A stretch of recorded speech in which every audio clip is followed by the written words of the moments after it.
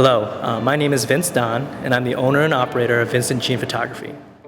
I use a lot of Canon equipment. I remember the first thing I did after graduating college was I saved up a lot of money so I could buy a full frame camera so that I could take more pictures that had a lot more depth.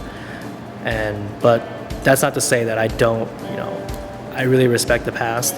So oftentimes I will use old film cameras, rangefinders, things that were made 50, 60, 70 years ago. Actually, one of my favorite lenses to use with my modern DSLR is an old, an old Nikkor X 135 millimeter. And I think, I tried to look it up, I think it was made in 1967.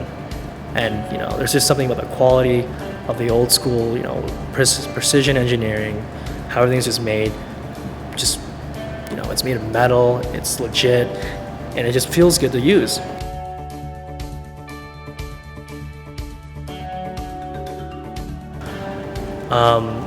Growing up, my dad had a film camera, and he'd always take pictures of me and my brothers. And I remember that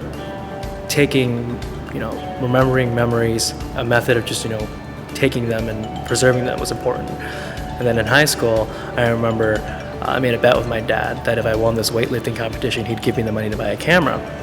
Well, I won, thank goodness, and then he gave me so I got the money and I bought a camera. And then I remember throughout high school, every single show or anything I'd do, I would be the kid who took 300, 400, 500 photos in a weekend. It was kind of ridiculous. But I guess I got seriously into photography when I got to college. My best friend and roommate, Greg, he was in school for photography actually. And I remember he'd always talk with me about gear and etc.